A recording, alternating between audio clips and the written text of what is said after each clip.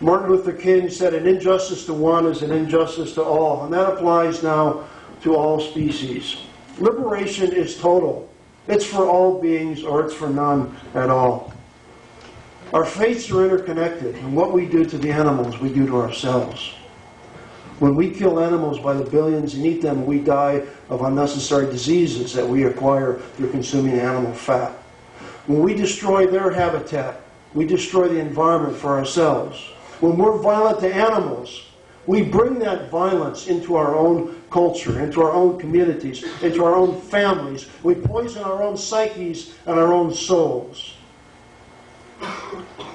The ALF and the ELF expand on, they do not negate, they expand on the noble American traditions of sabotage and civil disobedience and property destruction for a higher ethical cause and all kinds of resistance. They extend the right to freely exist to the entire bio community.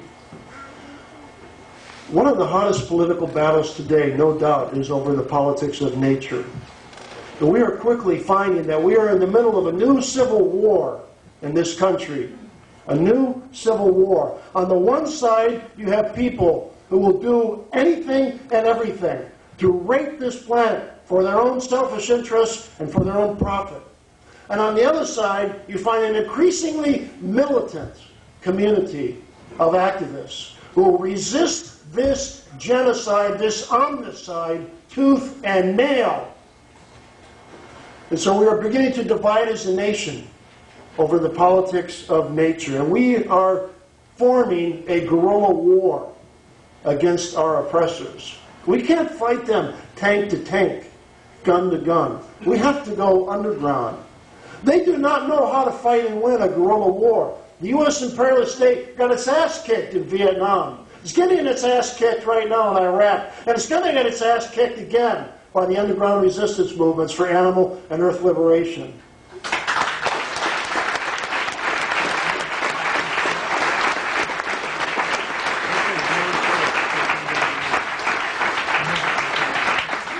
We need to multiply this resistance so that in every town, in every community, there is an ALF and an ELF smashing the engines of destruction.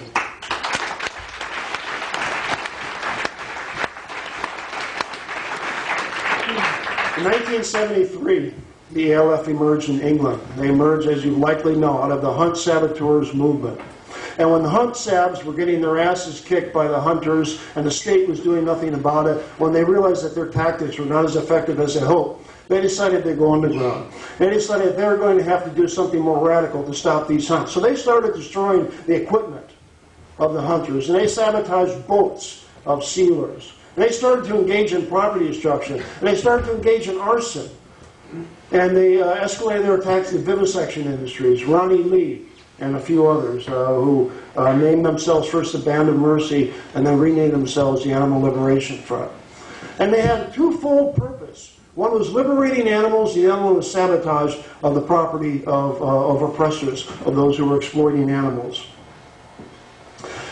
This is a nonviolent philosophy, and some of you may have a hard time with this paradox. If it is even that, it's not a contradiction. They're a nonviolent group. It's no accident that in over 30 years of militant actions, including hundreds, thousands of arson attacks, the ALF has never hurt or harmed a single human being.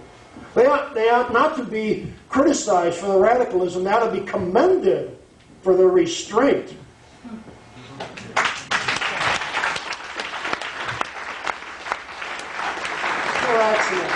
It's no accident they never hurt anyone. This is a nonviolent group. And that definition means that property destruction is not violence.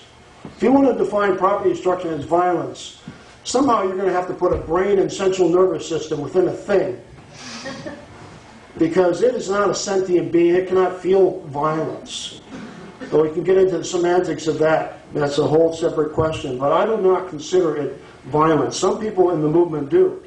But the idea here is that no one has the right to use property to harm other living beings and harm any other form of life. And that anyone who does claim that right, someone else has a higher right to take that property away from them.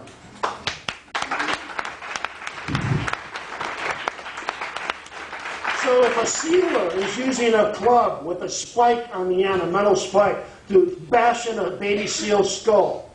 What am I supposed to say? His property rights override the rights of that baby seal to live? Hell no. I'm going to grab that club, I'm going to throw it in the water. Because the right to life supersedes the right to property.